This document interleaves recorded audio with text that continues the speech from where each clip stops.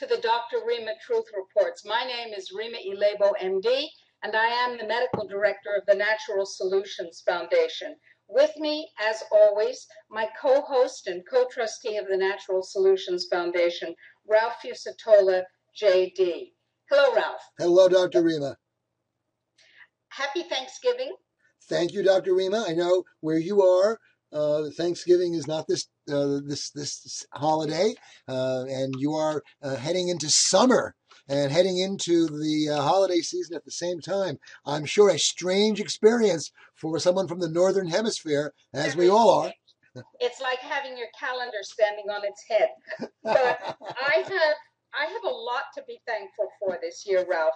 One of the things I have to be thankful for is that the other side, the globalists and their lackeys, the pharmaceutical lackeys, the nuclear lackeys, and all the other lackeys are so incredibly stupid.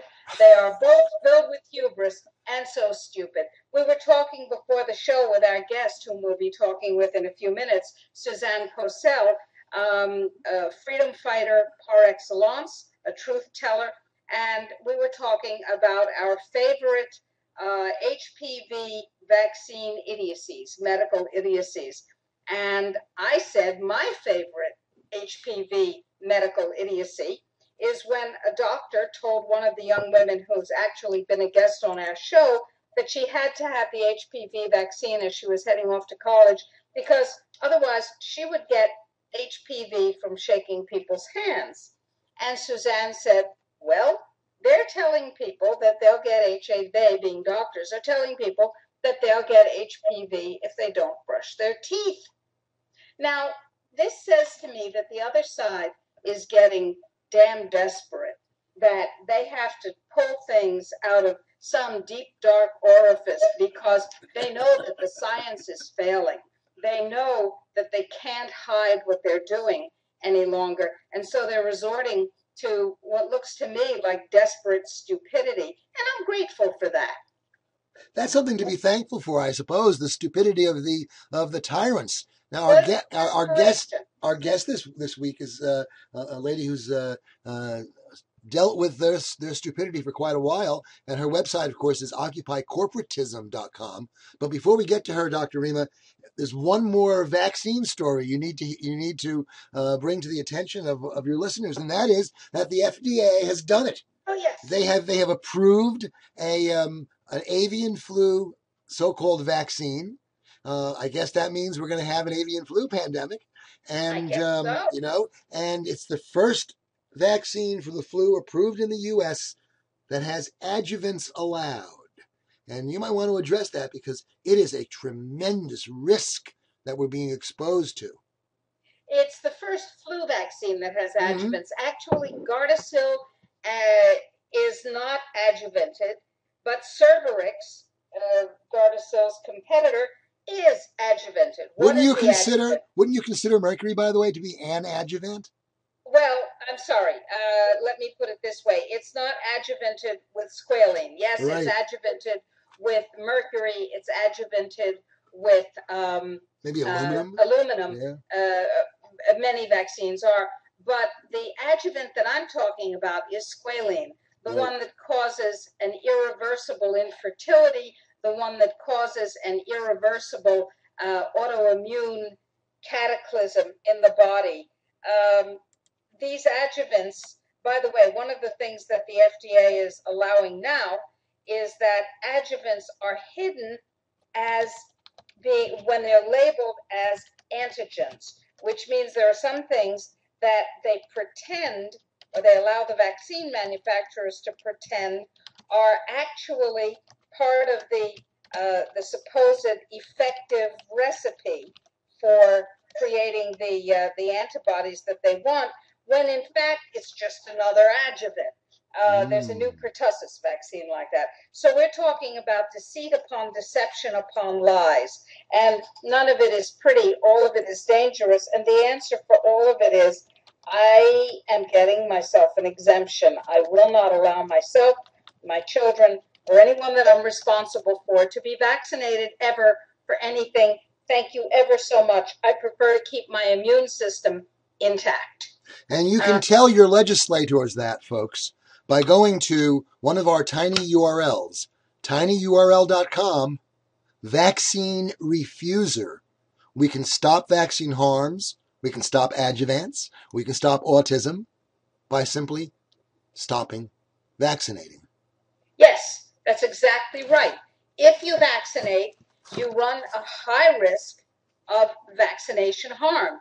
If you don't vaccinate, you run a zero risk. Now, let's see, high risk, zero risk. Right now, the figures are running using the CDC's own numbers that for girls who receive the HPV vaccine, about 1 in 931, if I remember the number correctly, run a risk of dying. Okay, that's a pretty high risk, it seems to me. Another way of looking at it, go ahead. For girls who are unvaccinated, the risk of dying from HPV vaccine is zero. Right.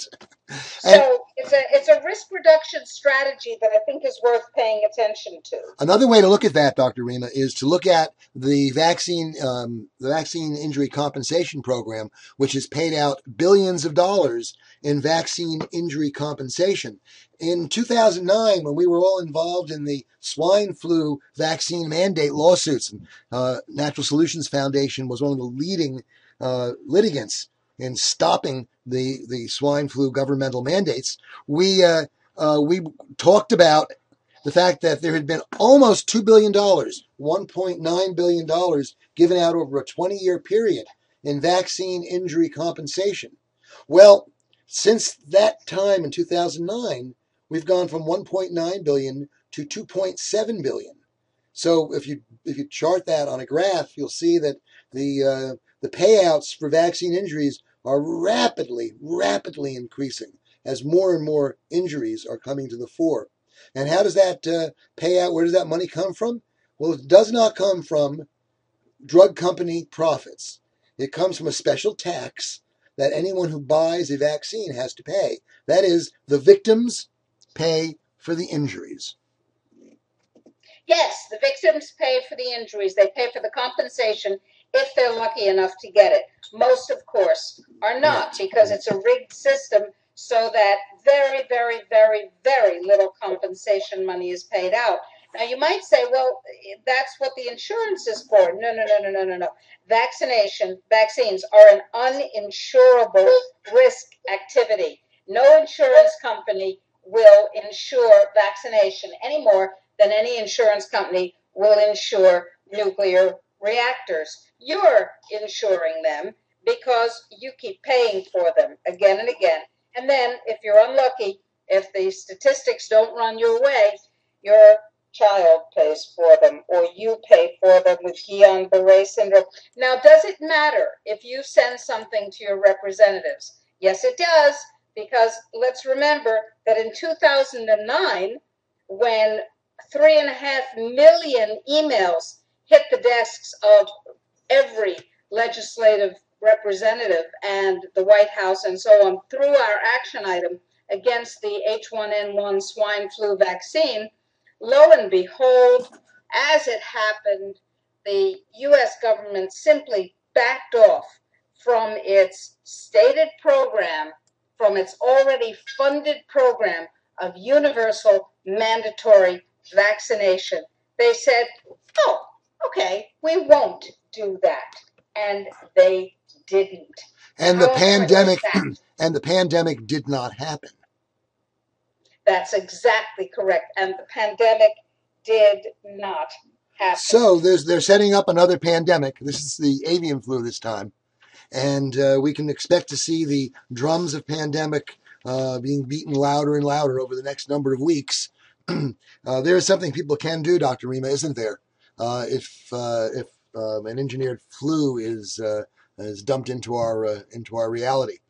Oh, absolutely, there's something that we can do. There's several somethings that we can do. Get yourself nano silver. Right. Now, it happens that the best nano silver that I know happens to be associated with my name because I allow it to be. So if you go to Rima, Dr. Rima knows, KNOWS.com. You can buy Silver Sol at a very special price. It's a nano silver that is the universal antibiotic. It kills the flu virus. I wish something would kill the flu vaccine. It kills the flu virus. It kills malaria. It kills every pathogen, and it leaves the beneficial bacteria alone. So you continue to have 80% of your immune system unmolested. Conventional antibiotics don't do that. They damage your immune system in many ways. But so that means, Dr. Rima, that means that the friendly bacteria are part of your immune system. Is that what you're telling us? Absolutely. They're about 80% of your bacteria, of your immune system. So about probiotics. 80% of your immune system is in your gut. And conventional antibiotics destroy that. So, by the way, do GMO food. So it's very, very, very important to make sure that you say no. You have an exemption. You have a state-validated exemption, even though it's annoying to get it. And you have Silver Sol, nano silver, on hand. That's what you take if you get the sniffles, and it goes away. Very good, Dr. Rima. So that's the news in the health freedom world this week. Of course, the other part of the news in the health freedom world is that the chaos in the American healthcare system grows day by day. And I, as someone who would never doesn't really find himself very interested in the insurance system, except for catastrophic situations, emergency rooms, because I'm not going to use standard medicine, except I can see no circumstances, and therefore the new government endorsed program is never going to provide me with the health care I want, so I can sort of sit back and watch. And it's been, very entertaining, actually. I don't know if you get all the news where you are down in Santiago de Chile, but all right, good, because it just goes stranger and stranger. The system will survive, no matter how many people it destroys. It's once the program exists, it must never be questioned. 100 years of the Federal Reserve, we must not question it. 75 years of the Social Security hole in the ground, and we must never question it. 1 year of National Health Service, and we must never question it. No, no, no. Exactly. So, what new strangeness do we have in the healthcare system, in the insurance world? Well, one thing is, allegedly there are now insurance codes to pay physicians who attend executions, including by guillotine. Ah, how satisfying. Right. So that's, just to let you know, in case you were thinking of coming back to the United States. Well, that's hilarious, and it's terrifying, because you will remember that upon good authority, we learned that the U.S. actually had purchased quite a number of modern guillotines from China. 10,000 was the number. And now, thank goodness, my fellow physicians, those who have no spine, no guts, no principles, and would attend at an execution, can be compensated by the federal health system. I'm so relieved. And that's why you folks out there need to ask your physicians and other healthcare practitioners you work with if they have taken the Health Keeper's Oath. And that can be found at our website, http, of course, / and then www.healthkeepersoath.org. And we chose to make that and to set it up for a very specific purpose. You want to address that, Dr. Rima? Yes, I do. Every modern totalitarian and dictatorial state makes use of the physicians in that state to legitimize and to enforce its totalitarian and dictatorial wishes toward people's bodies, health, and lives. They can't do it without the complicity of the medical establishment and all of the ancillary professions. Therefore, we believe that it is of enormous importance for physicians, nurses, clerks, administrators, and other people of conscience who work within the healthcare profession to say, no, I will not. I will not destroy, harm, coerce, damage anyone against their will for the sake of my political masters. I will not do that. And when they don't do that, the totalitarian regime has lost one of its main oppressive tools. I say, if you're a physician, a nurse, a clerk, an administrator, and you do find yourself in the position of making that decision, and you choose the wrong one, shame upon you for eternity, because you then become the monster. Indeed, what a monster. For example, the United States government waterboarded one of its prisoners of war 186 times with the help of the physicians who had to certify that the person wasn't quite dead yet. This sort of behavior is exactly what occurs in the very worst fascist societies. And if you don't start paying attention to it, you need to ask your physician, are you a health oath keeper? We need to see physicians putting up little framed certificates in their offices. I am a health keeper's oath taker. I have taken the health keeper's oath. I love it. Yeah. Ralph, we should make those available. We have to. We have no choice, and there's no other logical, choice that the holistic physicians have. They have to get behind us now. It's not holistic physicians. I mean, you can be a physician who chooses to give drugs or do surgery or whatever because you believe in it. You could even be an oncologist because you believe in it. You still have no excuse for behaving like a totalitarian monster. It's very simple, in my view.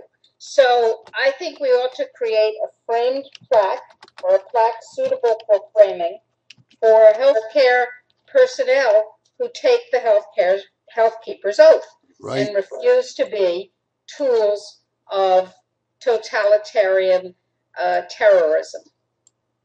Absolutely, Dr. Rima. Very good idea, Ralph. Let's introduce our outstanding guest, Susanne Posel, and find out what she has to say about this. Hello, Susanne. Hello, everyone. How are you doing? I'm awesome. How are you? That's wonderful. I thought you were awesome, too. So that's why we have you on the show. We have awesome people on this show.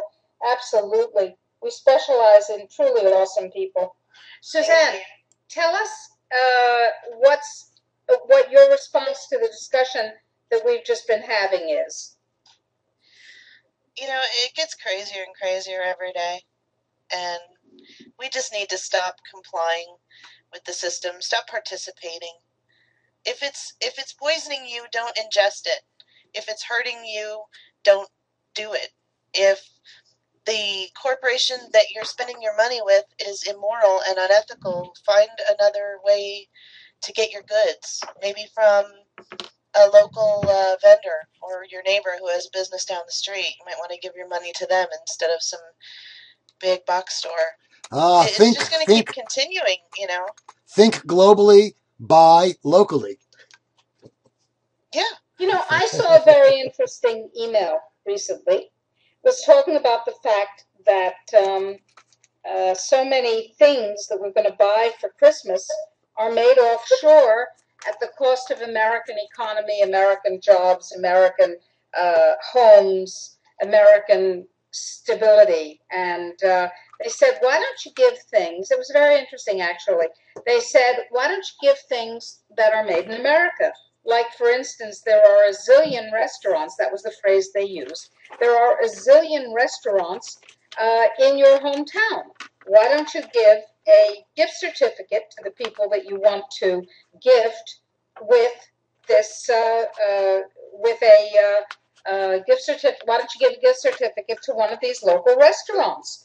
Why don't you give someone a gift certificate to have their car detailed? Everybody needs to have their car detailed. Why don't you use the local industry structure to actually support local industry, local businesses? give services as gifts instead of giving things as gifts. And I thought, well, how very clever.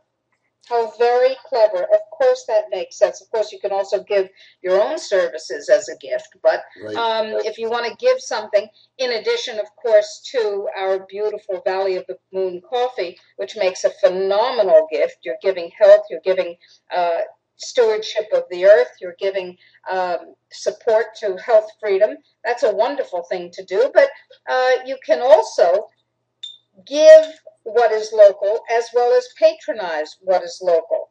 Your neighbors need your support in many, many ways. I love what you said, Susanne. If it's hurting you, don't buy it. Don't do it. It's exactly what we're saying with vaccination. So I also saw today on the internet, someone said, our problem isn't a lack of civil disobedience. It's an excess of civil obedience. Right. Yes. Absolutely. So how do you help people find ways that they can change what they're doing to change the system, Susanne? Well, we have to stop purchasing the goods from corporations that are immoral and unethical. Get your money out of the bank. Everybody's concerned about the bank holiday, and I've written a lot of articles, and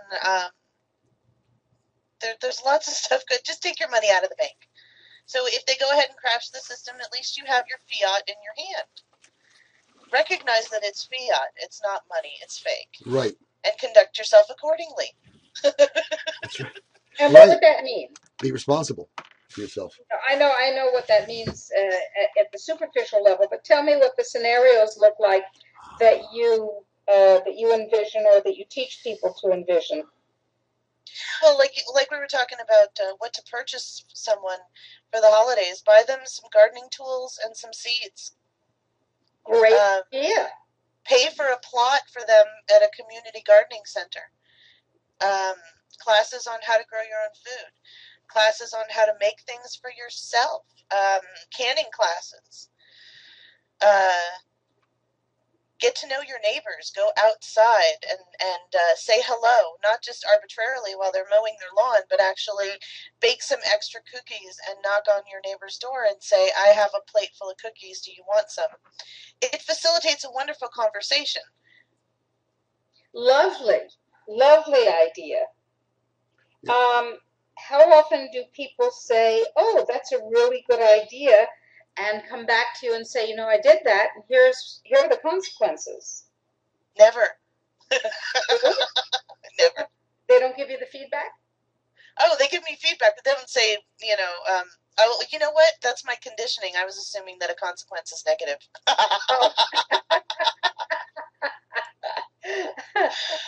Isn't that funny? Yeah, recognize when the programs are coming out, ladies and gentlemen. Just start paying attention to yourself. You can hear the programs coming out of your own mouth, and you can stop yourself right there.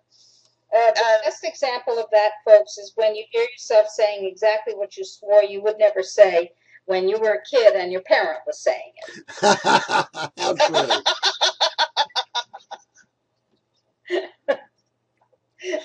We all can resonate with that one, right? Yes, my mother comes out of my mouth quite frequently. Terrifying, isn't it? Yes. So let's talk about conditioning. How do you help people do that? Well, my husband was putting a graphic together for a friend of ours. He's doing a promotion for the holidays, and so it was a stack of silver coins. And my son says, oh, look, silver coins, it's money. And my 3-year-old says, that's not money, it's fiat. That's conditioning. Good conditioning. That is gorgeous. That is wonderful. It's as simple as that, folks. Yeah. And the reason that the country has gotten where it is that people failed to teach those basic ideas. Something as simple as not worth a continental got forgotten. Well, my mother didn't. I grew up with a sewing machine in my house, and my mother made all my clothes and made my own barrettes and everything else, and I don't know how to use a sewing machine. I'm having to learn now. Right. Why did that happen that you didn't learn? Well, it was the 80s. My parents got divorced. My mother had to go back to work full time and go to school full time at night so that she could get a better job to support us. And it was the temperament. It was the end of the 70s into the 80s and the me generation. And it just fell to the wayside. Everything was microwave food. Everything was in an instant. There were more conveniences. So things, you had more time in the day, right? And she just didn't pass it down, these simple things. My mother used to bake all the time. She has these old Betty Crocker books that are like third or fourth generation now. And you're afraid to even open them. You don't even want to look at them because you think they're going to turn to dust right in front of you. And she didn't give me any of those books or pass any of that down. I've had to learn that for myself in the last 7 years. So I'm teaching my kids. You know what we did? I don't particularly adhere to any religion. However, I remember how good I felt when the house was decorated for the holidays. So my husband put together a cardboard paper tree, and we posted it up on the wall. And so my kids and I have been getting out construction paper and gluing ornaments and just sticking them up there, whatever we want, just sticking it up there with glue. How lovely! How lovely! Just stuff that facilitates family and interaction and makes you feel better about your life, because it will empower you to make better decisions for yourself. Exactly. How very, very wise and powerful. Tell us how you got into the business of being a public sayer of truth. Kicking and screaming. I think all of us. Now, there's a story. Tell us. I had decided that I was going to 3 Christmases ago buy local. And I went around to all the local businesses and we made flyers. My husband put together some designs and we printed them out and I passed it out to everyone. And I took it on Facebook and created an event, and I had thousands of people signed up. I was really excited. And my best friend said, why don't you just start a website and start talking about these things? You know the money is fake. You know that the medical system is health management and not curing anybody, and everything in between. So why don't you just start your own website? And so I did. The first version of Occupy Corporatism was simply an aggregator site because I didn't think anybody cared about what I had to say. But another friend of mine said, just start writing articles. And I didn't want to because I thought I was intimidated by it. But I did, and started getting reposted to many of the aggregator sites, started doing radio, very nervous. My first radio is just terrible. Don't listen to it. It's horrible. I had every single line I had 70 sheets of paper in my lap, and trying to anticipate what someone would ask spontaneously so that it wouldn't sound stupid, like I didn't know what I was talking about. I was so nervous. And got my own radio show, and so I'm just grateful that people read my articles. Please, for the love of God, click on the source links, because it's very important to see the research and read it for yourself and keep going, go beyond me. I hope it inspires, but these are things. It's not everything. I don't have time because I have my children and I homeschool, and my husband and I spend a lot of time together. So, we like to continue that. But I write about 3 or 4 articles a day on any subject I can get my hands on, just to let people know what's really going on. Never put my opinion in my articles, and that's why I love coming on the radio. Learn to love it simply because now I can speak about what I think. When I write an article, I want you to see what's going on. My opinion is going to sway your perspective, and I don't want to influence you. I want you to see what's happening, what this involves, who the real players are involved, what the agenda is behind it, and make a decision for yourself, just so that you can be informed. So you would write an article that somebody could come away from feeling positive about Gardasil? I would love to, but I haven't found anything good about Gardasil. But I would love to. I would love to. You know, eat your vegetables. You know, nobody wants to eat their vegetables, but when you eat the food itself, you get all of the nutrients and the vitamins and minerals that you need. If you have to take a supplement, be careful. If it's synthetic, your body's not going to respond to it. But we don't want to eat our vegetables. We don't want to do those healthy things. We want to stop at the fast food joint and get a burger that was made from a horse that won the Kentucky Derby last year, you know. Well, usually it's a horse that lost the Kentucky Derby. I like to think that it won.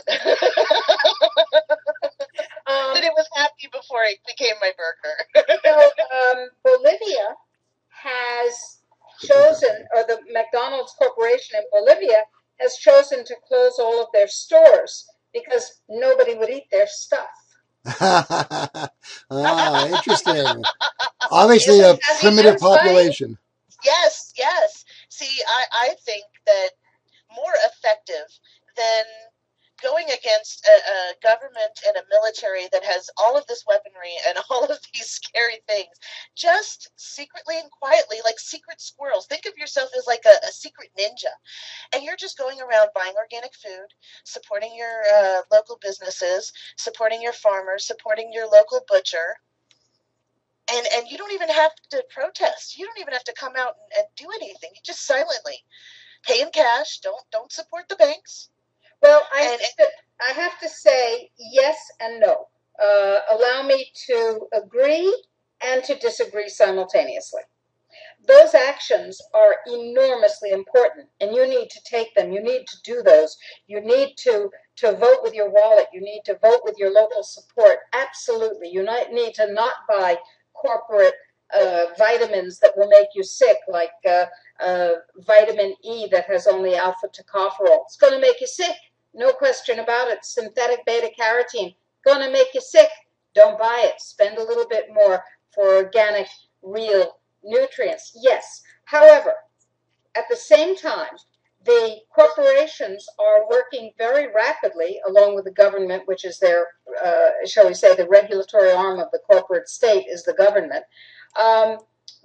These corporations are making it more and more difficult for you to obtain the organic food. They pass laws like the FDA Modernization Act, which literally criminalize what they call fecal farming, or non-fertilizer farming. And so there is an assault, it's not a slow assault in the least, on the things that you would be accessing and supporting like a ninja. So let me suggest that it's ninja with a political flair that we need to be. We need to take very, very definitive political actions, like the action that we took in 2009 that literally stopped the already funded mandate for compulsory vaccination for every man, woman, and child in the United States. We said no, 3.5 million emails into saying no in 11 days. The government backed off, and that's the point. They back off when we not only behave independently, but when we declare our independent decision making. They back off every time. We have to remember, this is a constitutional republic that in the United States. They might say it's a democracy and they might behave like it's a dictatorship, but we need to behave as if we're living in what we were promised, which was a constitutional republic. Absolutely. And if we do so, whatever shenanigans that they're pulling up there is not going to fly. But people comply. My neighbor next door, we were talking, and I said, but the NSA is spying on you. But maybe they're trying to protect us from terrorists. I said, well, they haven't stopped any terrorists. Look at all these terrorist attacks since 9/11. Look at all these crazy people who do these crazy things. Nothing stopped them. all of whom have been funded by the FBI, we now know. They put out press releases when they stop an attack that they themselves plan and fund. So Absolutely. they do. They do, folks. Yes. They put out celebratory press releases when they stop their own plots. And they say in the press releases that the guy was set up by the FBI. They say that. They do. Nafis was the gentleman who was supposedly going to blow up the Federal Reserve, right?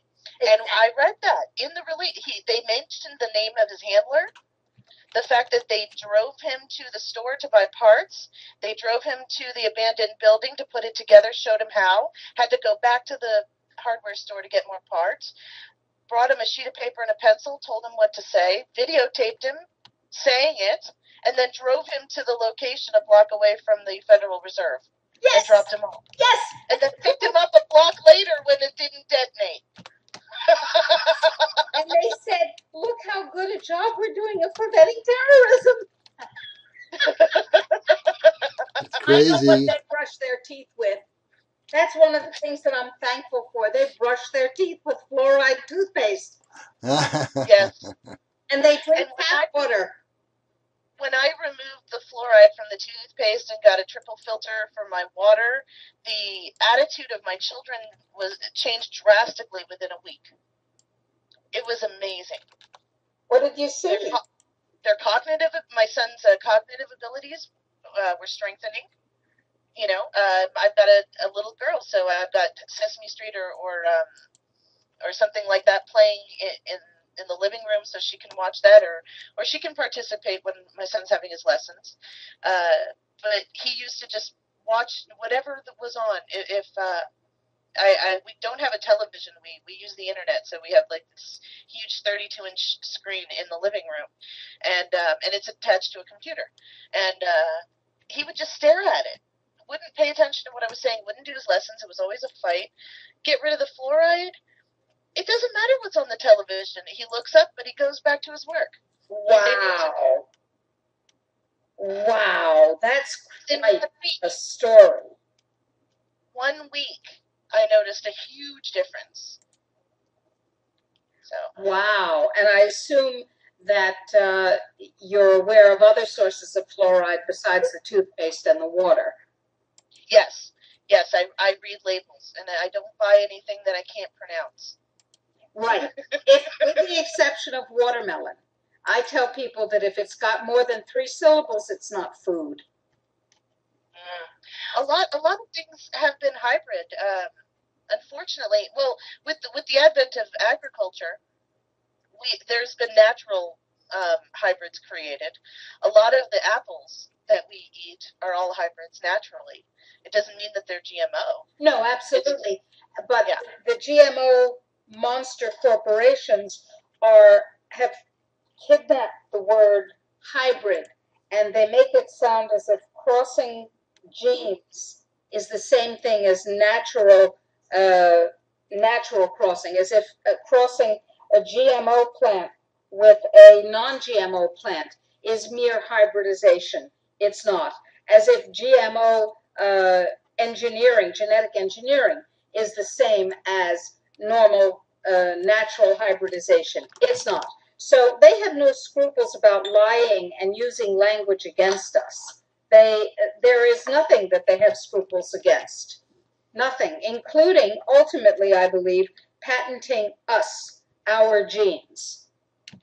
Mm. Well, fortunately, that has been voted down by the Supreme Court, and with the BRCA gene, the BRCA1 and 2 genes, and they went to the Supreme Court. But that's not far off. That's just a drop in the bucket. No, They're going to continue. What the Supreme Court said, and we follow this very closely. It's a very interesting issue, Susanne. Our guest, by the way, is Susanne Posel, and she is, she says, a reluctant teller of truth. It doesn't sound so reluctant to me. It sounds like she's having a wonderful time. Give us your website again, Susanne. OccupyCorporatism.com. I also have a hardlineradio.com where you can listen to my shows or suggest guests or right. And I have the pleasure of talking with you on that show. It was delightful. So the Supreme Court said if a company is simply using what already exists, like the breast cancer genes that the company involved was able to identify, then they can't patent them. But if they've modified them in some way, then they can patent them. And the interesting thing is that genetically modified food is now modifying our genes. So the next step, I believe, is to patent the modification of the gene. And that should scare the living daylights out of anybody within sound of our voices. Indeed. No, that is a good point that you bring up, because people don't realize. I was on a show today and we were discussing what GMO does to you on a cellular level. And it alters your physiological makeup. And that is absolutely, I can see that argument coming out of their mouths within probably 5 years. Absolutely. Mm-hmm. Absolutely. If this isn't scaring you folks, then you need to change your toothpaste.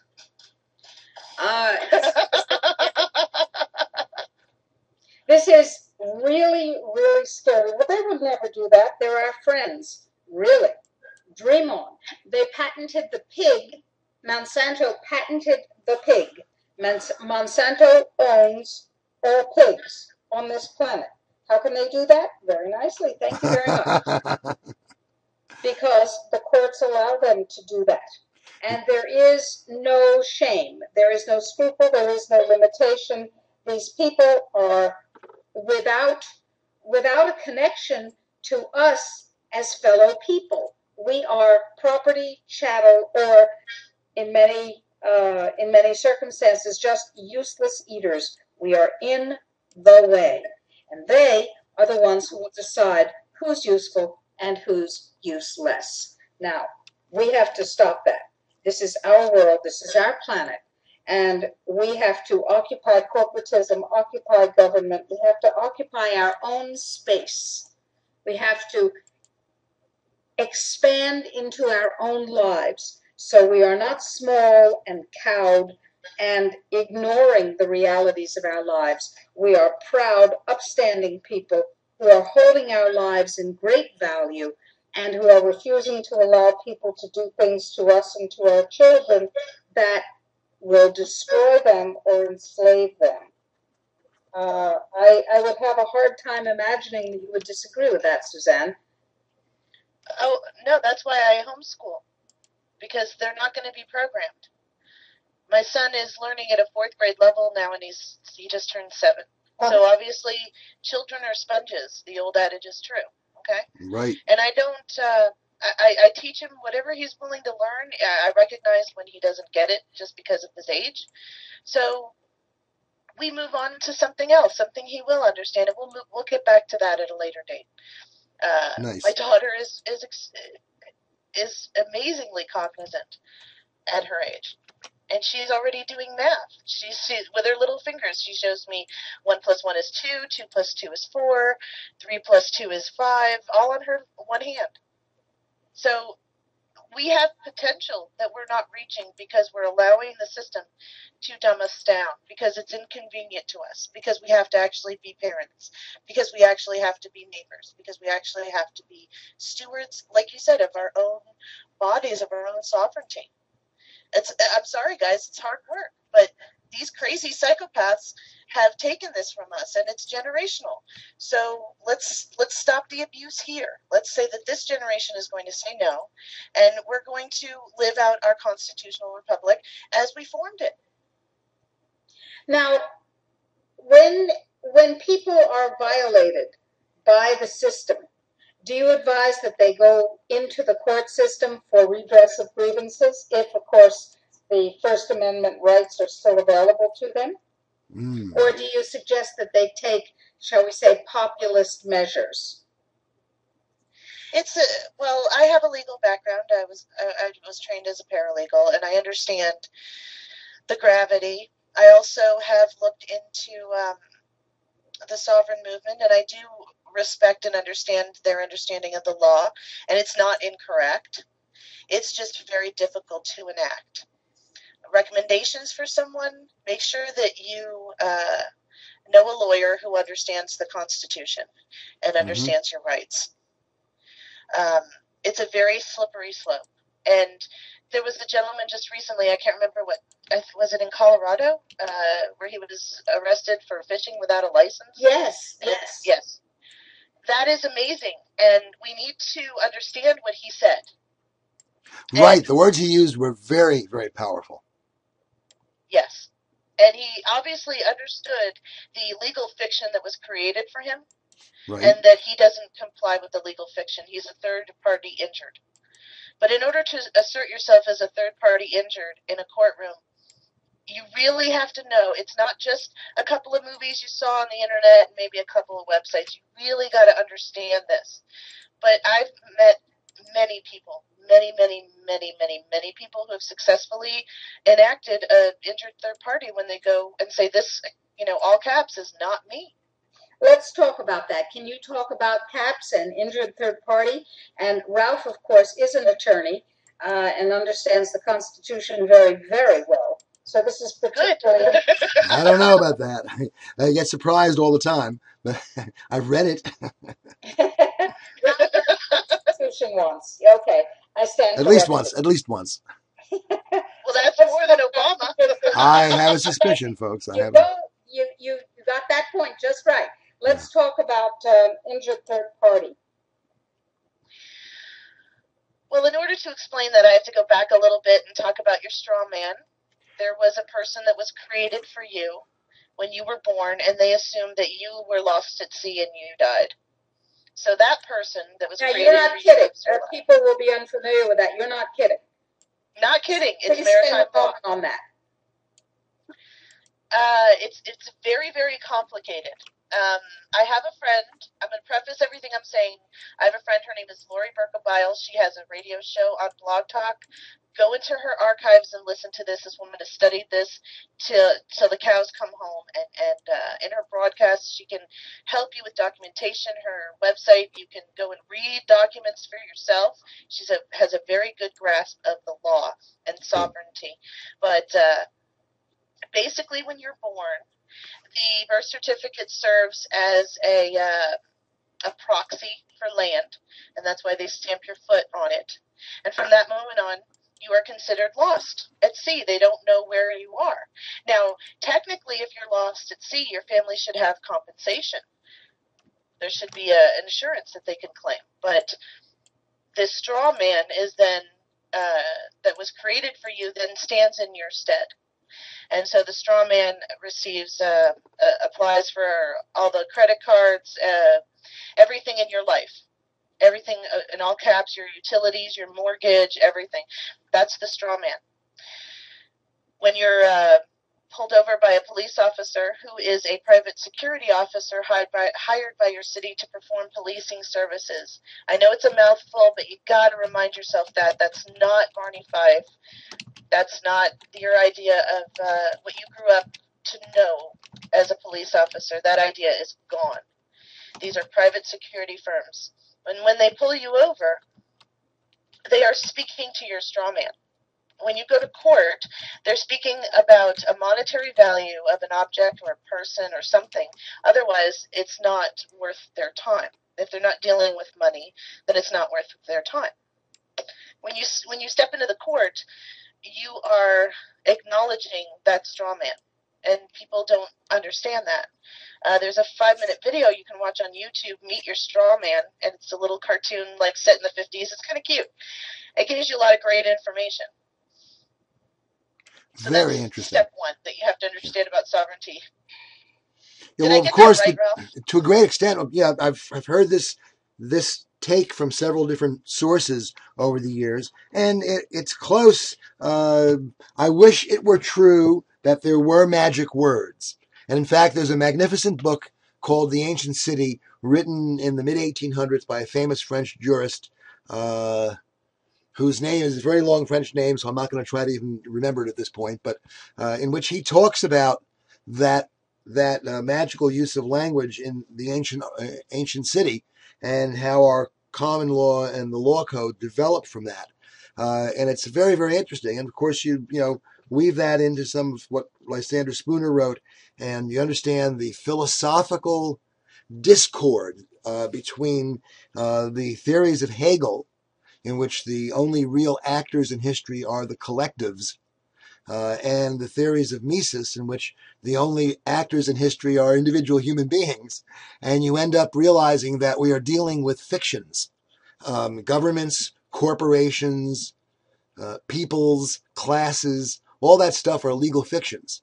What's real are real individual people actually doing real things. That's why we have our health keeper's oath, because there are no collectives, there are only individuals, and they have to take responsibility.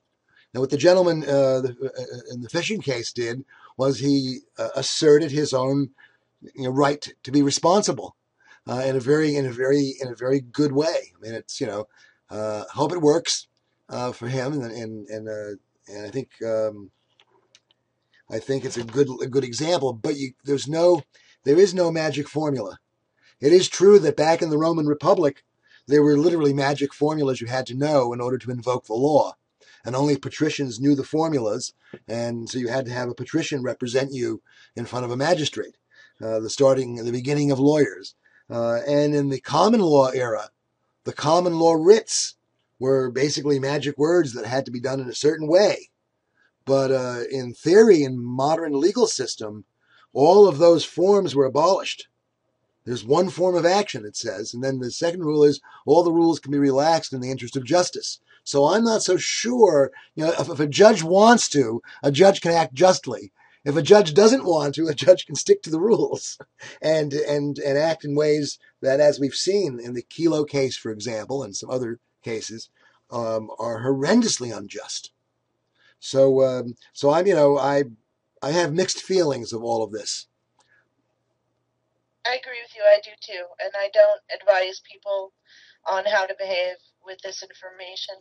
Just that you should be aware of it, right? Because it's part of our reality, the real reality, not the fake one. and as long as there's some possibility of trial by jury, we have to remember that that is all true, and that ultimately the jury has the right to judge the justice of the law, and we got to get. We've got to return to that too. Americans forgot a lot in the late after the Civil War. They forgot an awful lot. They forgot a lot about resisting authority. They forgot a lot about individual liberty and in the headlong rush to prosperity, and in the attempt to forget the horror of the war. We 150 years later do not fully understand the trauma of the American Civil War, which started as people thinking they were marching off to a summer's campaign and it was going to be heroic, and turned into 500,000 Americans dead before the war was over, and another million dying of famine, mostly freedmen, in the aftermath, and a half a dozen American cities burned to the ground, maybe a dozen burned to the ground, and an entire section of the country left destitute for nearly 100 years. It was quite a cultural and social trauma, which I think Americans prefer to forget, and maybe we shouldn't. Well, I agree that we shouldn't. Ralph, if you had the ability to help Americans remember this period and learn lessons from it, what would you tell them? I think the biggest lesson is that war is not the answer. I mean, the British Empire, the Russian Empire, and the Brazilian Empire all managed to end chattel slavery at the same time, basically, or within 20 years before or after the American Civil War, without a civil war. And we need to realize that event was a great mistake. It was not an example of American exceptionalism. It was an example of the failure of the federal ruling circles.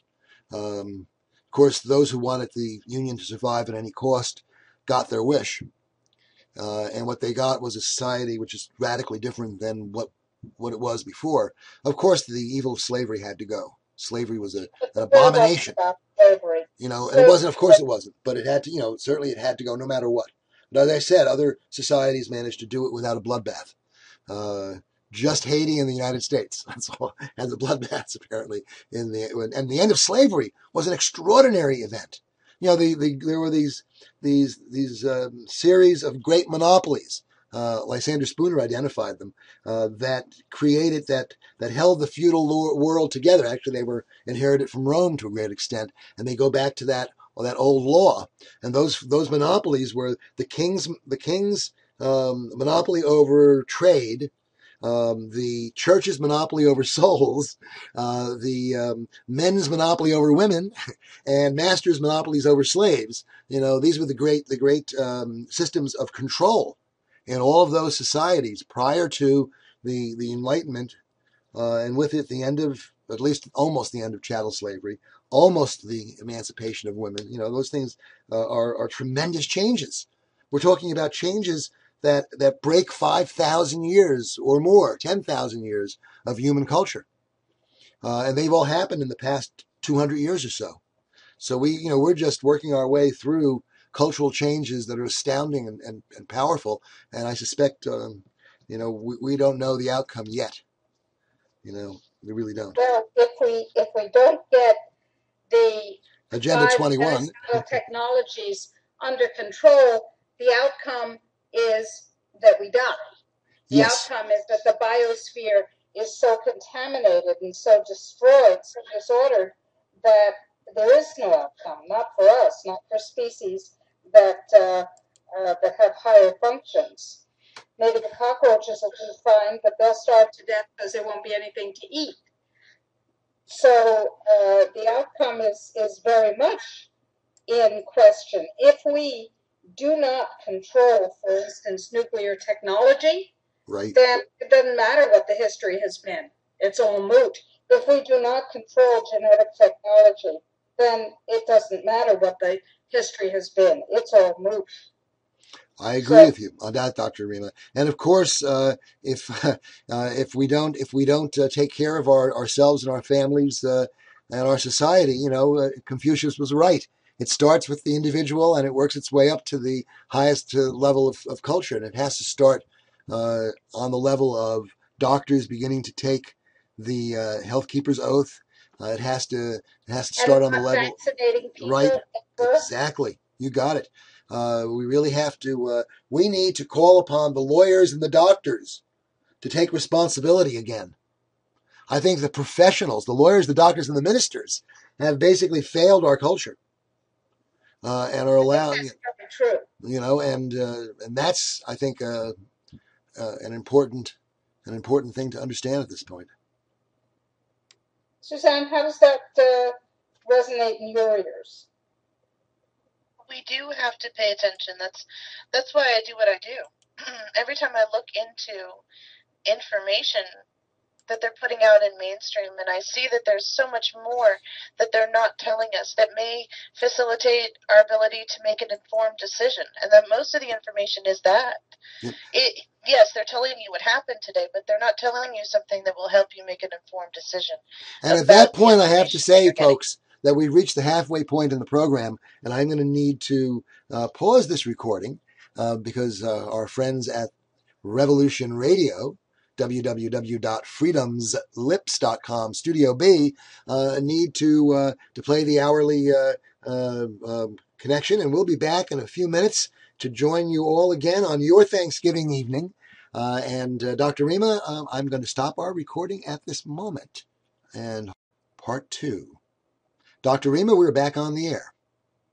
Welcome back to the second hour of our Thanksgiving evening edition of the Dr. Rima Truth Reports. My co-host, Ralph Fusatola, JD, has just told us we're back on the air. And our guest, the delightful and lively-minded and cheerful Occupy Corporatism gal, Susanne Posel, with whom we've been having lots of fun talking about things that are pretty grim and yet finding ways to make them work for us. Welcome back, Susanne. Let me, before we resume our discussion, let me remind people about coffee. And you may say, coffee? What does coffee have to do with anything? And the answer is coffee has a lot to do with your freedom. The Natural Solutions Foundation, which brings you this show, of which I am the medical director and Ralph is the counsel and trustee, grows coffee in Panama on our certified organic farm as a way of teaching farmers how to grow food without dangerous chemicals, dangerous to themselves, dangerous to the earth, and dangerous to you. So it's part of our eco demonstration program. As a byproduct of that extraordinary educational activity in the highlands of Panama, we get coffee. The best coffee you've ever tasted, I have no doubt. And we don't sell it. It's so good that we give it away. We'd like to give it to you as a thank you for your donation. When you make a donation of $25 and you pay the postage, we will send you a half-pound bag, either ground or whole bean, of what is absolutely, undeniably the best coffee you've ever tasted. It is Health Freedom's own coffee. Now, we have a Christmas special, a holiday special, a Hanukkah special, a Kwanzaa special, whatever you'd like it to be. We have a special.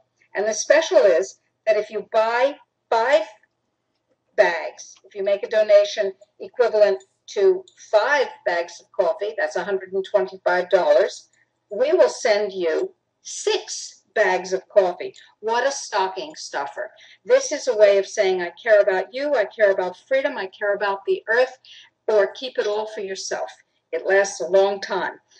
This is a wonderful, wonderful thing to have in your body. There are many health benefits that coffee has been revealing to science recently. It's high in antioxidants. Ours is extremely high in antioxidants. Why wouldn't you want it? Well, the only reason would be that you don't love coffee, but you know people who do. Why not help them have something healthful in their body while you're supporting the Natural Solutions Foundation? How do you do that? Easy. You go to www.valleyofthemooncoffee.com, valleyofthemooncoffee.com. Make your selection, support Health Freedom, support your health, and support the earth and the workers who grow this magnificent coffee in the highlands of Panama. www.valleyofthemooncoffee.org. Or you can just make a donation. We're tax deductible, and your donation will support us and reduce your taxes. How much better could it be? I always say, support Health Freedom, starve the IRS. Very good, Dr. Rima. Very good. Our main website, by the way, which I forgot to mention, is drrimatruthreports.com, the same name as the radio show. You are listening to the Dr. Rima Truth Reports.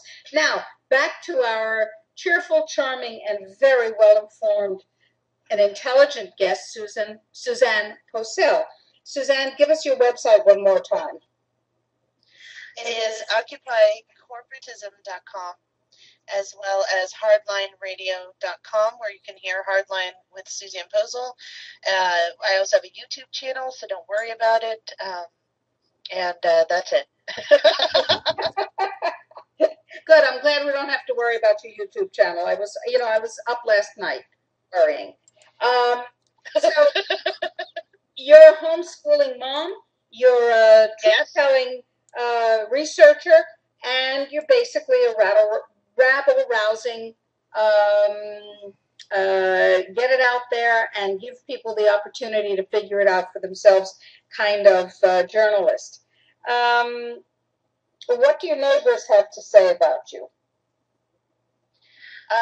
We get along famously. We have, I live in a very small town. There's only 13,000 people here, I think. A little bit, very close, 12,000, close to 13,000. Very by the sea. We have, my neighbors and I, we have an adjacent backyard. So we have a little pit, and we have bonfires, and we roast marshmallows and have a lot of fun together. My neighbors love me. Are there any people in your town or in your community who have trouble with you and your homeschooling and your politics? No. Well, that's wonderful. No. And I don't have a problem when I go to the store, and there was one, I was at a local grocery store, and the woman was telling me that if she gets in trouble 3 times, she's fired. And I said, well, the customer's always wrong, right? And just because I'm buying this from you doesn't mean you have to be nice to me. It has no bearing. It's just humans interacting with humans. Just remember that. Your boss is wrong. She smiled and said, thank you. Well, I can see why your neighbors get along with you. There are folks who choose to get information out there who have a lot more trouble with the people around them. Is this a conscious effort on your part to be amiable, or are you just wired that way? I really like being with people and hanging out and just spending time. And when I was, okay, so this will be this embarrassing thing that I admitted on the radio. When I was a teenager, my friends always liked taking me along for the ride because I would just sit in the passenger seat and just go wherever they wanted to go. It didn't matter. Time spent with the person was more important. So if we just ended up driving around in a big circle, I didn't even care. Interesting. So human relationships are very important to you, and I suspect that might have something to do with the way you see corporations and the way you'd like them to behave. Can you talk to us about that? Sure. I see absolutely nothing wrong with commerce. The problem is that we're trading this fake money that we're indebted to, and we base our lives on lies, on what we look like and what station we're at, and it has no bearing on the person. I just wrote an article that'll be up on my website tomorrow about psychopaths. We have to be careful. But still, we need to interact with each other. We're human beings, and we are social creatures. And the isolation culture that we're creating right now is detrimental. And we're going to find ourselves literally unable to interact with each other if we don't stop now. Put the phone down, put the PSP down, put the game console down, shut off the television, go outside, get some vitamin D, and meet your neighbors. Are you suggesting in a secondary way along that line that parents ought to interact with their children? Yes. Direct interaction. Wow. If you can't homeschool your child, when they come home from school, open up the textbooks and correct them for your children, okay?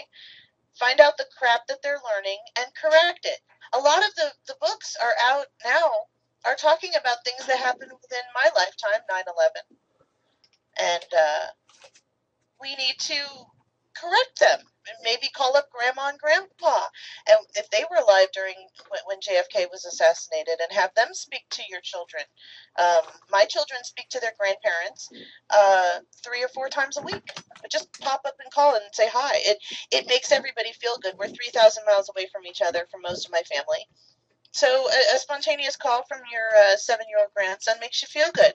And that's all part of it. If we're all helping each other, if we're worried about the guy next to us, and the guy next to them is worried about the guy next to them, and so on and so forth, eventually the circle's going to come around, and the guy next to you is going to be worrying about you.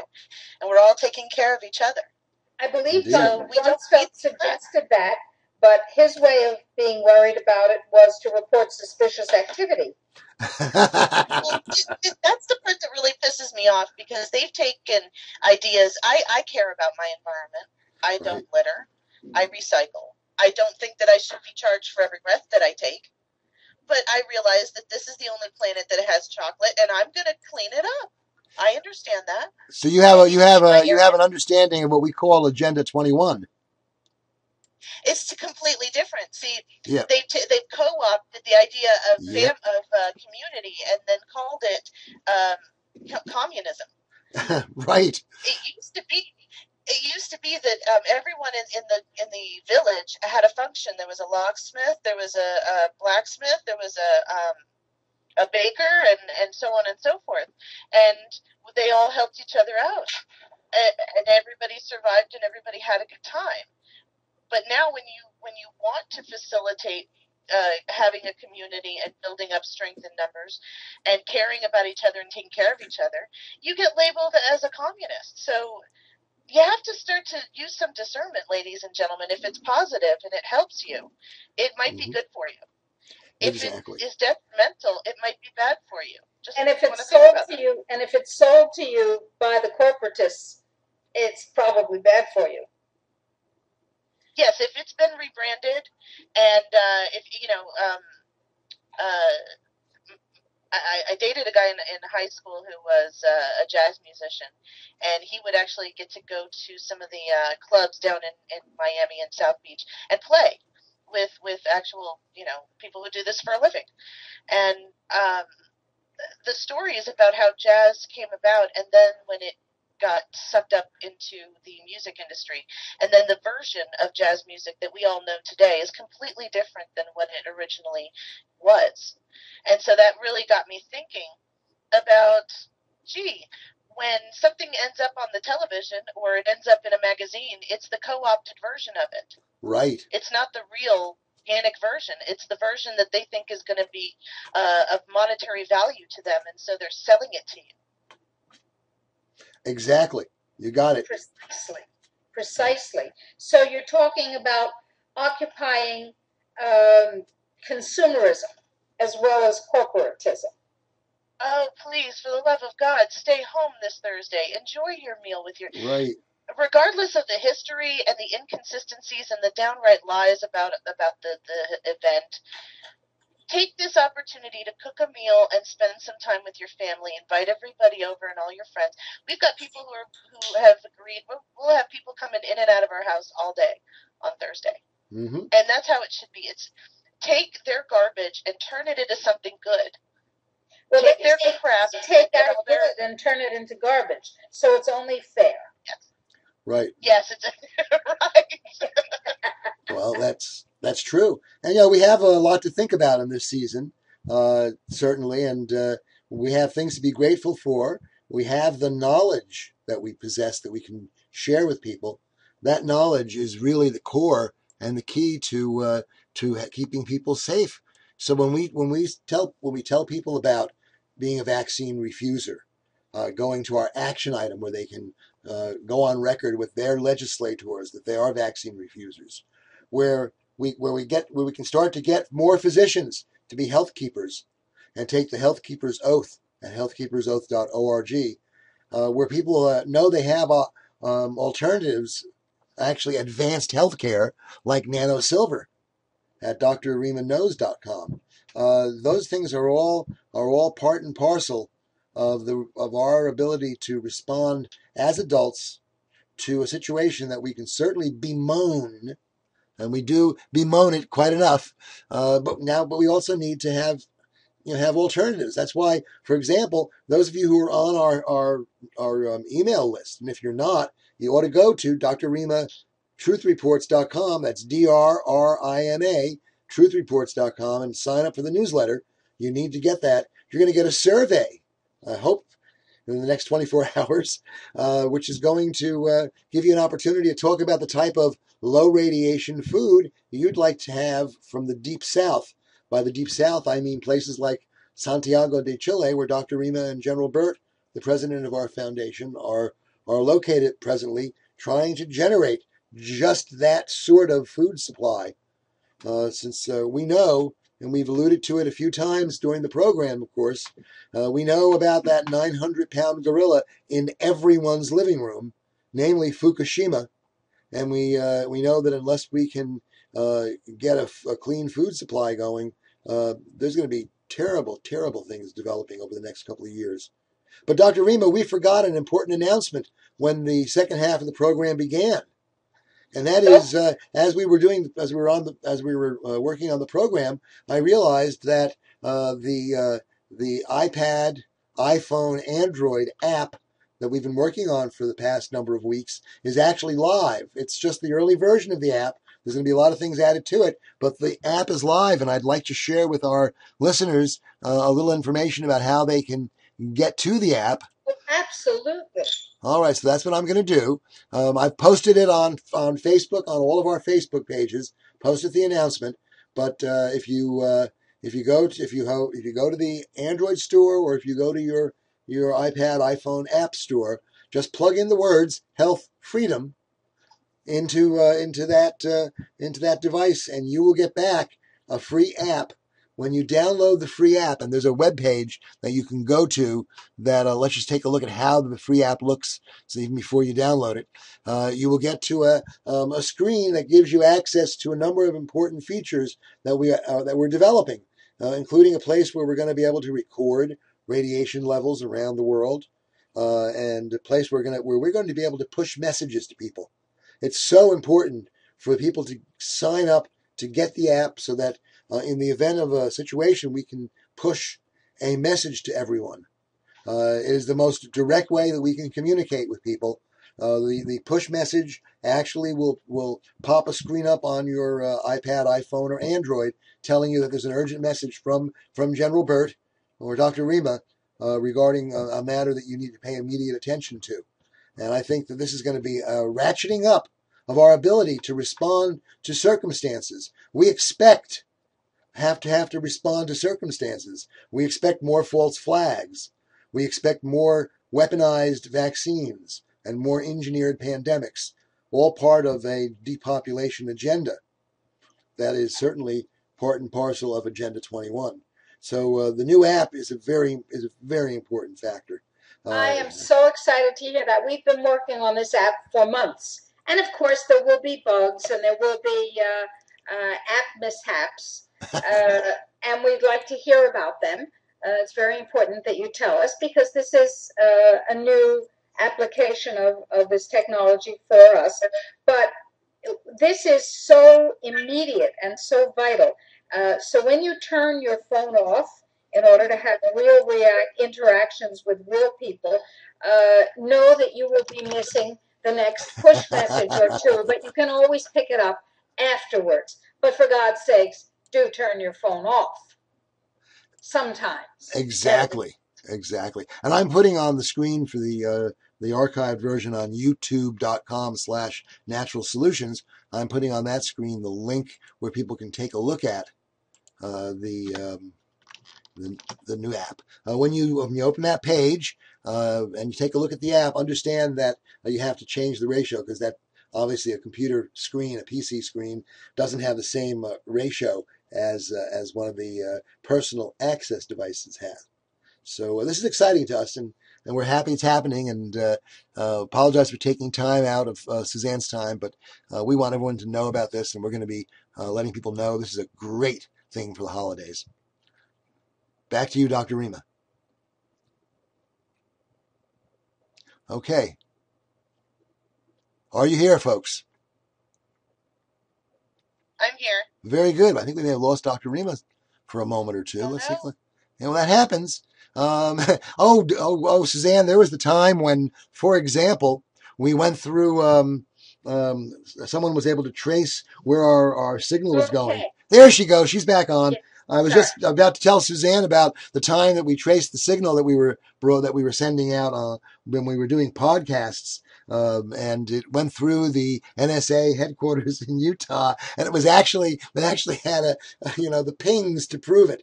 So yes, we do get interrupted once in a while. And Dr. Rima, we lost you for a short while, but I'm glad you're back. I was just about to tell you that the thing that was most disappointing about this new app that we've been working so hard on is most people won't want to give it to anybody for the holidays because it's free. Hey, get your friends to download it. It's free. That's all I can say. So that's a good one. Let's go back to talking about how we occupy corporatism. First, of course, that means we have to talk about how the corporatists are occupying us. So talk to us, Susanne. Oh, just watch a commercial. It's full of stuff you don't need. It's full of stuff that is just going to separate you from your fiat, and you don't want that. If everything comes crashing down, and of course we have less purchasing power, but at least you have the fiat in your hand.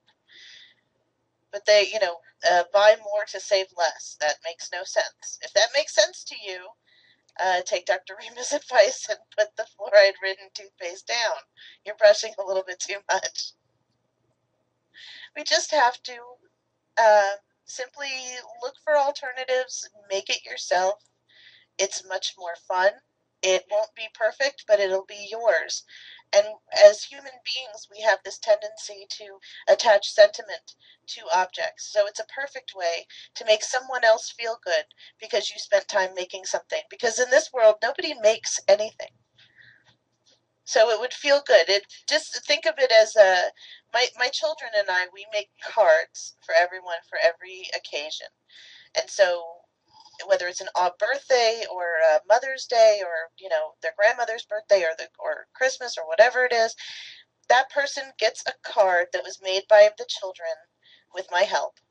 And it means so much more than some stupid Hallmark card that says the perfect thing and it's cut right and all that. We need to get back to actual human interaction. And the only way that I see that's functioning for me is that I have unplugged. I'm not completely unplugged because I'm sitting here talking through Skype on my computer, but in my personal life, I'm unplugged enough to not feel the stress of every day. Everything that's going on, my neighbors talk about their jobs and the stress and the good thing is they never complain about a traffic jam because there's no traffic jams where we live. But other than that, everything is a complaint, and I just sit back and listen because I have none of that going on in my life. It's swirling around me, but it's not happening to me. And if we are individually living our sovereign lives the way that we want to and not participating in our own tyranny, it is very, very empowering and uplifting. It's de-stressing. It gives you the energy you need to actually enjoy your existence. I was thinking about this the other day, how ridiculous it is. We grow up, we pick a field of interest, and our friends and family and community facilitates that, and then we go on to higher education to learn to get a sheet of paper that says we're able to do that, and then we spend the rest of our life paying off every debt to any person who comes along in our life because we don't own anything, and then we die. That sounds horrible.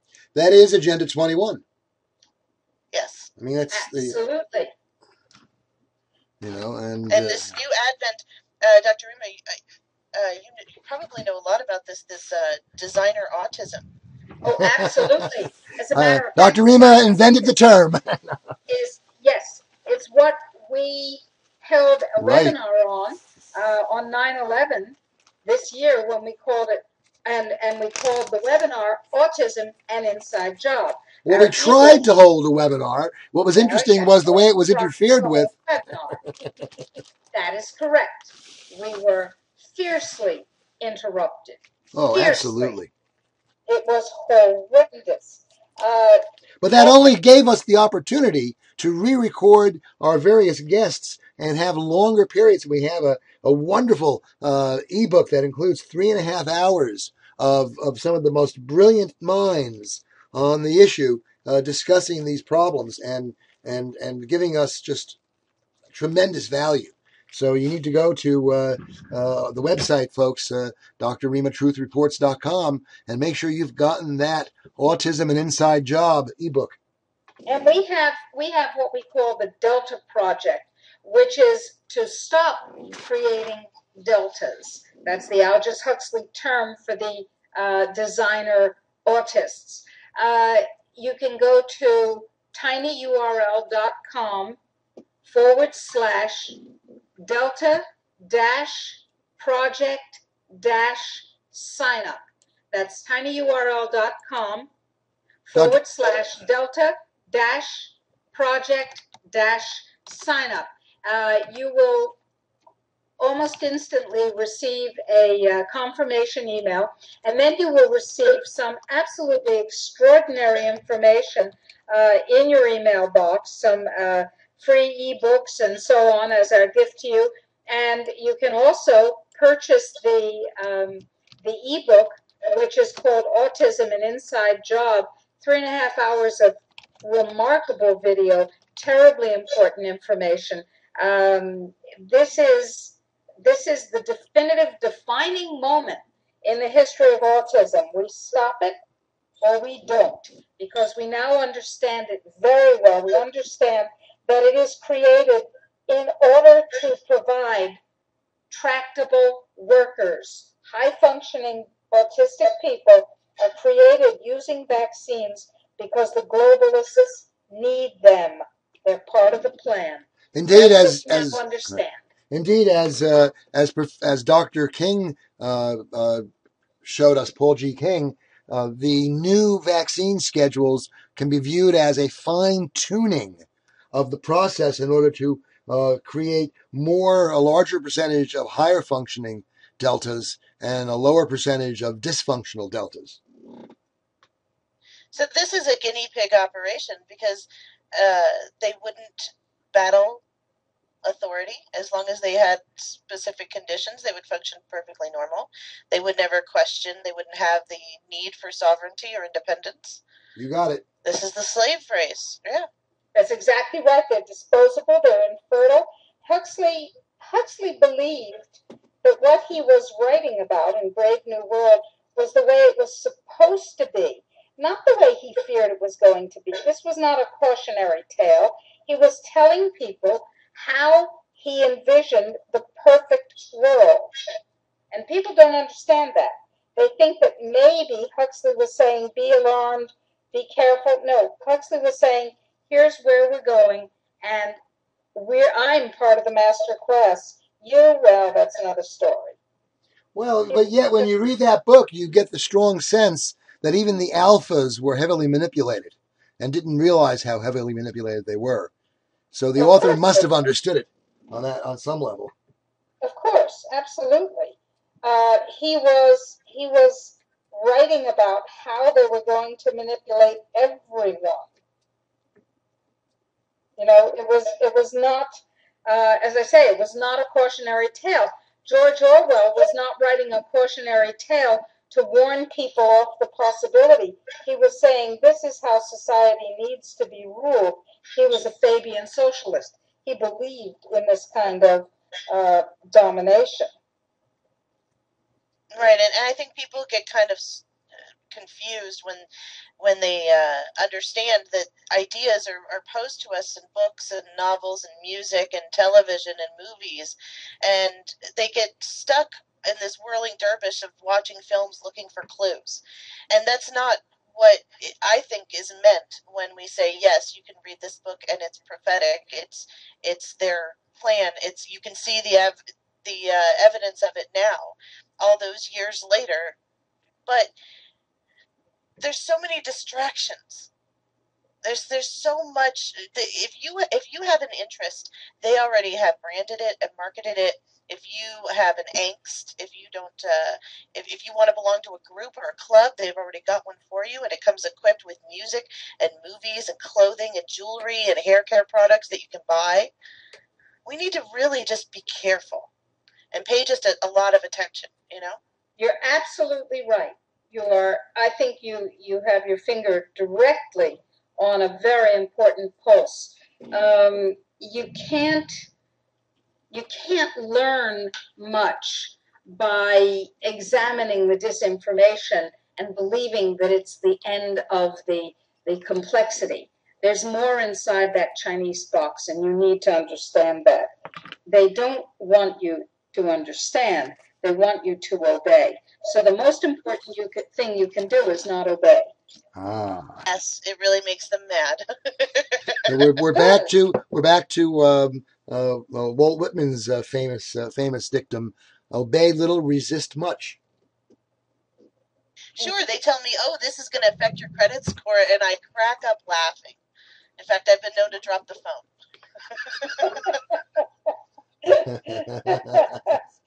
I don't care about this stupid thing that you came up with, and you're going to decide whether or not I live or die based on 3 numbers. Get out of here. We have we have good contact with our Amish fellow citizens of this great republic, and we've been learning a lot from them of late as they prepare themselves for what's happening. They're in Ohio and New York and in Pennsylvania. They're setting up their own clinics to make sure that the plain people don't go anywhere near the emergency rooms, where we know the first question will now be, are your vaccines up to date before you get any services? Right. They joked. One of them was joking with me. He said, "Oh, you English, we're all the English. Oh, you English preppers, we've been preparing for centuries." And they're right. They're right. Absolutely correct. As it turns out, they were right. And how are it's just new to us. Right. We're so narcissistic that we think that this stuff is new to everyone. It's just new to us. It skipped over this continent and went straight from here to Japan. I mean, that's all. It went from England to Japan. That's where it went. Yeah. That's exactly correct. So, yeah, this is not new, but important. Very, very, very important. And it's time for us to understand the gravity of what we're facing. Now, you have kids, young kids, and you're facing these realities head on, Susanne. How do you see that? Oh, it terrifies me. My daughter's gonna she wants a purse, and okay, so I'm gonna buy her a purse. What the purse means is a horrible thing. It's a weighing down. The symbology behind the purse is just terrible, and it's hard. She's gonna want to paint her nails. My son wants to play video games. Finding a video game that does not teach him to be desensitized to murder or think that it's entertaining to kill people and blow up objects is very, very difficult. Yes. I go back to cartoons and stuff that I played with as a kid, and go to secondhand shops and go find this old stuff and bring it home and show the kids this. And then I realized that watching some of these cartoons, it's in there too. I can see it. It's in the Smurfs. It's in the He-Man and the She-Ra cartoons. It's right there. The Illuminati, the programming, it's all right there. It is. Yes, it is. There has to be something else other than the programming to counteract the programming. In your case, what was it? It is the interaction with the children. They don't watch anything that I'm not, or my husband isn't sitting right there next to them watching. It's interaction with your children. We go and play with them, and we take them to the park and actually play with them at the park, and don't just sit on the sidelines with our face down in our cell phone texting or playing an app or any. I don't even have a smartphone. My phone is so dumb that it knows that it's dumb. It says, "I'm sorry, I'm so stupid." But you have to actually, my son has so much to say, and he's interested in so many things. He's got the Etch-a-Sketch. This is his favorite toy, folks, the Etch-a-Sketch, okay? Christmas coming up, listen to me. My 7-year-old's favorite toy right now is the Etch-a-Sketch, not the new one, the original Etch-a-Sketch. Little red box with the little turn knobbies. And he came to me 2 nights ago, and he was supposed to be asleep, and he's coming down, and he shows me this Etch-a-Sketch, and he made a motherboard. And it was really impressive. Wow. Interesting, yes. Actually. Very creative. Yes. He makes little robots. He designs. My son loves robots and robotics and engineering, so he's always drawing and building blueprints of how he's going to build the robot and what each part needs. And my husband is a mechanic by trade, so when he goes to the junkyard to get some parts, and my son looks around and says, "Ooh, this would be useful, and that would be useful. This is what we need to do. This is the combat. You're not going to get away from everything. We exist in this society, in this fake reality. However, you can float above it very easily without disturbing anybody around you, by being the change that everybody is seeking. By enjoying your life." And then your friends will say, "Well, I'm taking all these antidepressants and I'm not, I'm still depressed. Why are you so happy?" What's the matter with you? Yeah, what are you doing? A friend of mine brought me this a chemical cocktail that I can take and I can lose weight. Oh, gee, I could lose weight. I'm happy. I'm My husband hasn't complained once after 2 children, so I don't see the need to conform to a particular standard that was created for me that has no bearing on my physiological makeup. I'm not going to kill myself for that. I consider myself lucky that I'm in a loving relationship. I have 2 wonderful children, and we enjoy each other so much that we spend all of our time together. I don't see the need to rock the boat with any of these products or anything that's going to supposedly make it better for me. Well, now, you sound to me like an enemy of the state, Susanne. Right. You're And you have a great lesson for us. You're empowered, you're intelligent, and you're seeking information in order to understand situations and make choices. I don't know, sounds to me like you're a dangerous woman. Right. I'm very, very dangerous. And I'm saying it in a lighthearted way, but I'm being very serious. This is precisely the kind of behavior that is, in fact, dangerous to the hegemony of the state. Joy is a weapon in the battle for freedom. Yes. And showing Absolutely.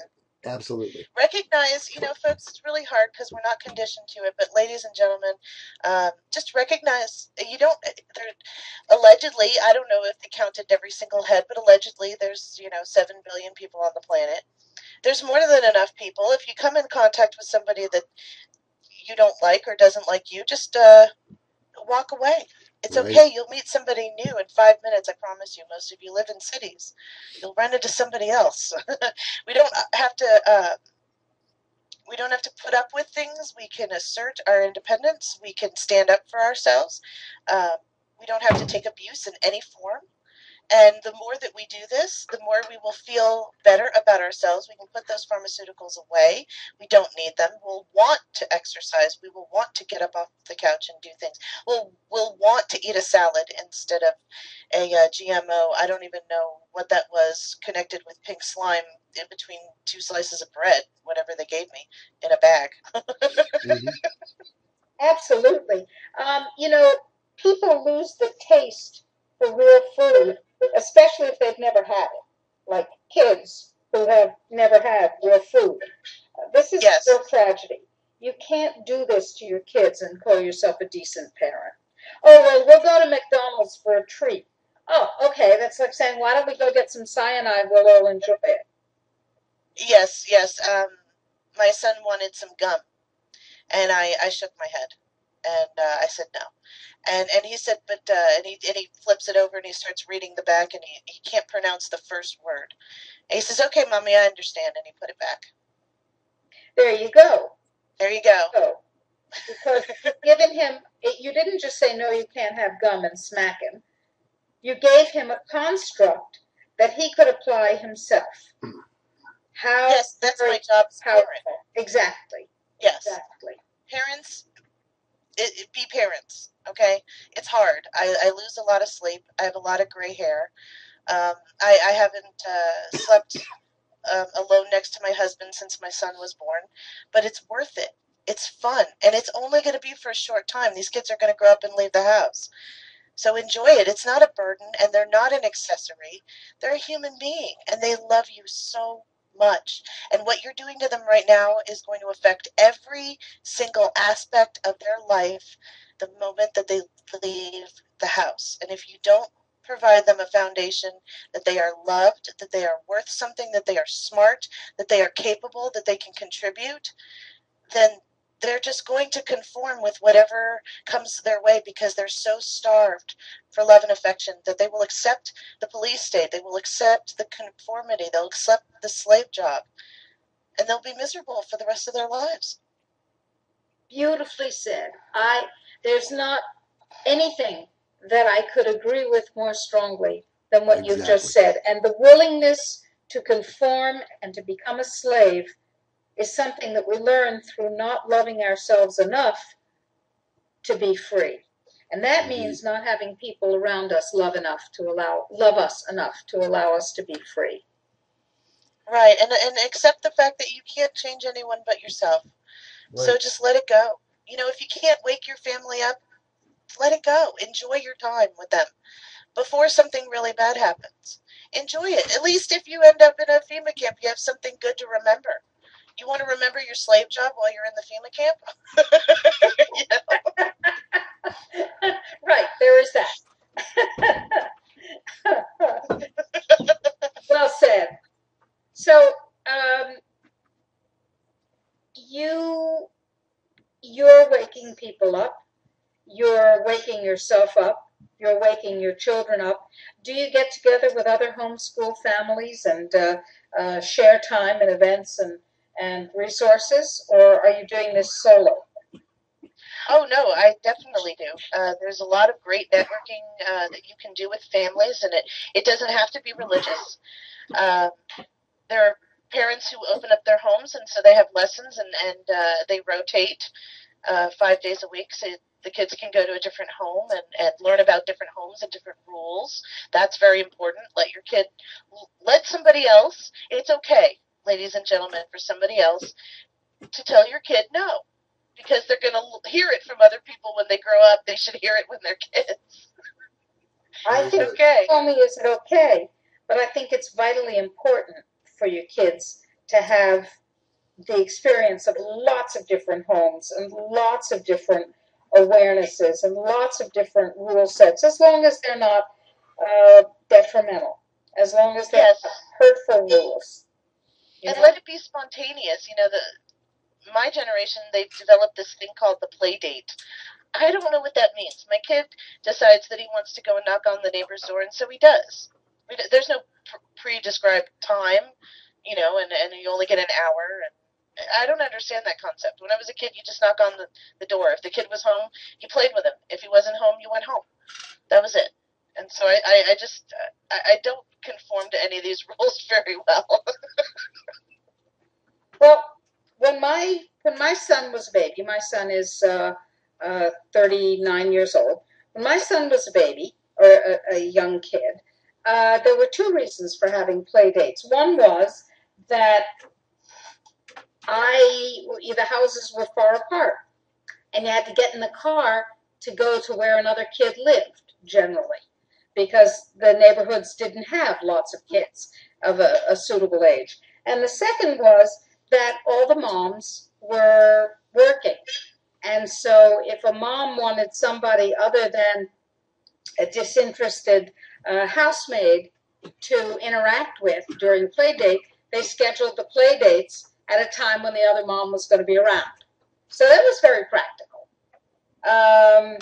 It had to do with the mom's convenience. I was working and seeing patients and so on, and I had to make an appointment when I could actually interact with somebody else of my own age and perhaps have a full conversation with sentences and not a cup of juice every 10 seconds.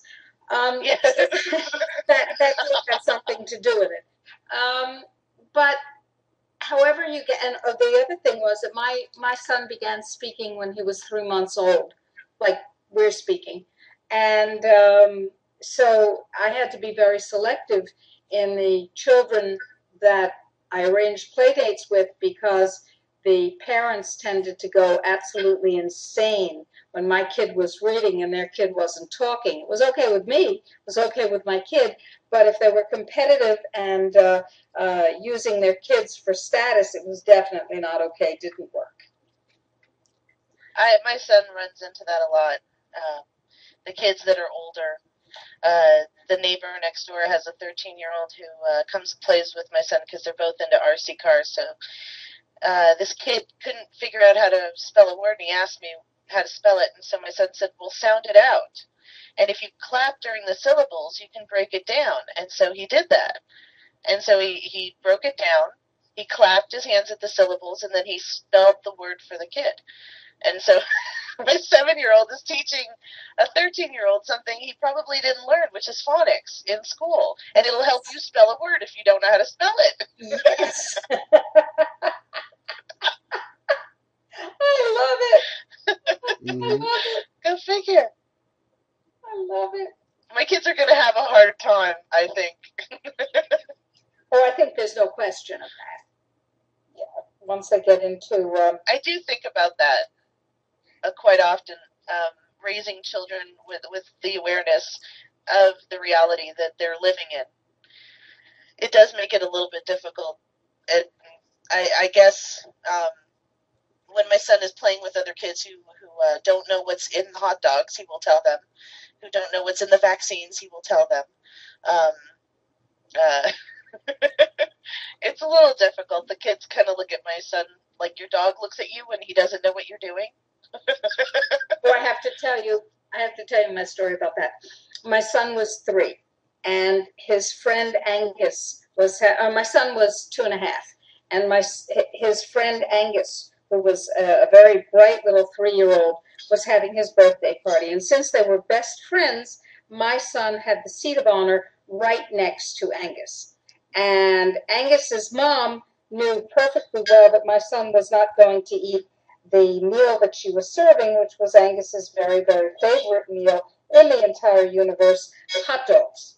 So she made a turkey leg for my son, and she brought it out and put it in front of him. And then she brought out the birthday boy's hot dog on a bun. And Angus was full of his anticipation and excitement, and he was just about to bite into this hot dog that he loved so very much. And my son, genuinely concerned for Angus, reached his hand out, touched Angus's arm to stop him from putting the hot dog in his mouth, and said, "Angus, you can't eat that. It's got sodium nitrate and sodium nitrates and quaternary amines, and it's carcinogenic." Angus on his third. It sounds like my son. Yeah. Sounds like my son.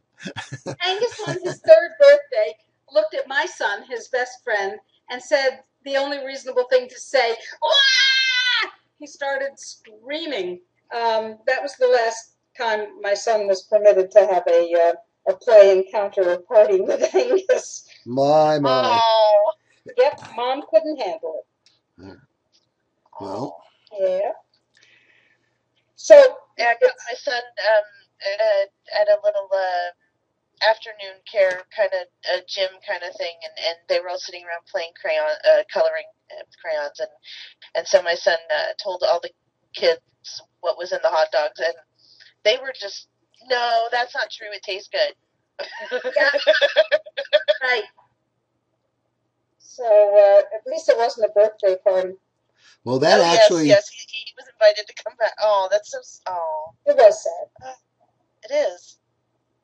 And it says volumes, you know? It says a lot about our society. It's an ideological separation of each other that doesn't need to occur. You know, if you, I've done that myself. When my kids go to places and I have to pack a lunch because I don't want them, or bring the snacks myself because I don't want them to eat, and the parents are fine with it. But it is very stressful. I think about that a lot for my kids, because parents are asking me, "Well, are you going to homeschool them for the whole thing?" Yeah, I have no intention of putting them in an indoctrination station ever, at all. What they do, if they want to go to a college and learn a trade, that's fine. We're putting the money aside for them right now in case they want to do whatever they want to do with it. But from now to 18, I'm going to teach them all the way through high school. They're not setting foot in that place. Nice. Very, very nice. And your husband participates in the homeschooling? He does. He's better at math than I am.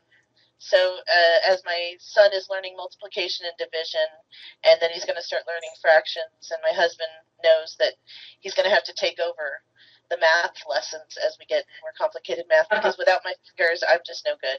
It's a good thing that I didn't lose a digit. Without my fingers, I'm no good. I love it. I can write an article or an essay for days, but math is not my strong point at all. It's embarrassing, actually. Well, we all do have strong points, and it shouldn't be embarrassing. It's one of the things that children need to learn about each other and about. Dr. Rima. Oh, and my husband says, "I don't know. Let's go look that up." Let's go find the answer to that. My children respect me because they know that if I don't know something, I'm not going to just say something. We're going to go find out. There are times where I say something and my son goes and does research and comes back and tells me that I was wrong. And I love that because I don't know everything. And sometimes what we remember is through all of these filters and it's not accurate. So something I learned in elementary school or junior high that I haven't thought about in years, and then my son asks me a question, and if I give him an erroneous answer and he corrects me, that's brilliant. That means my son is standing up for himself, taking his education in his own hands, and not being afraid to tell somebody else, what you said was cool, but it's not accurate. Here, let me show you what it actually is. I have to tell you a story about that. When I was a kid, my very favorite book, and I love books, so this was going some to say what my very favorite book was, but it was a book called Fascinating Facts for Boys and Girls from 9 to 14, and I learned lots of things in it. For example, when we had a house about an hour north of New York City, and we had a big holly tree, and we had lots and lots of hummingbirds, and we were sitting on our porch enjoying the hummingbirds, I said to General Burke, did you know that hummingbirds have no feet? And he turned to me and he said, what did you say? I said, hummingbirds have no feet. He said, of course they have feet. I said, no, I learned that from a book called Fascinating Facts for Boys and Girls from 9 to 14. Well, we sat and watched, and hummingbirds would take out their little feet, their little talons curl around the branch, and they rest because they do have feet. I also learned, and I said to my son when we were visiting the Bronx Botanic Garden, looking at a banana tree, I said, did you know, Marnin, that bananas have no seeds? And my son looked at me and said, what? I said, bananas have no seeds. He said, of course they have seeds. And he went and he looked it up, and bananas have seeds.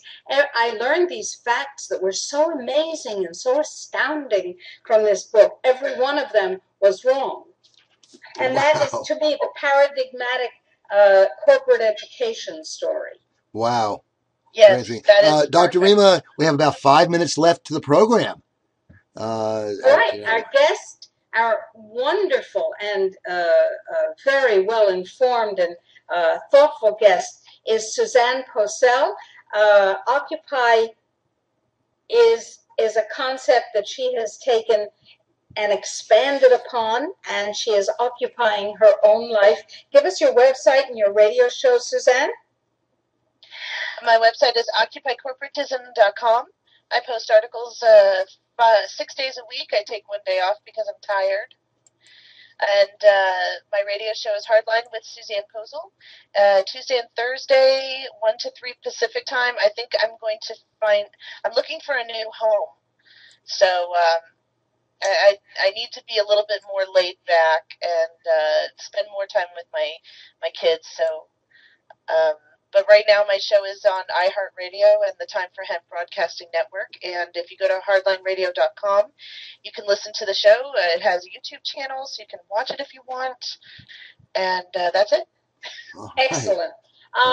You might want to think about Revolution Radio. We have 2 studios that are broadcasting virtually 24 hours a day. We have extraordinary hosts, Revolution Radio, here at www.freedomslips.com. Isn't that a wonderful name? freedomslips.com. And we have excellent hosts and a wonderful administration, good supporting engineers whom we really appreciate, like Richard Kane, our excellent engineer. So if you're looking for a new home, this is a good place to be. If you're looking for radio shows that matter, this is also a good place to be. That sounds nice. I have spoken with Kat and Nighthawk. Oh, good. Briefly, so yeah, maybe I'll come there. I'll say hi. We'll be neighbors. They're good. I'll bake you some cookies. Oh, good. That's nice. We like it. We like it. All right. It's been a pleasure, and this has been a most entertaining and enlightening program, and we've had a chance to actually laugh a bit about things that we've, need to have some humor injected in them once in a while. We've done that before with a few other people like Vinnie Eastwood.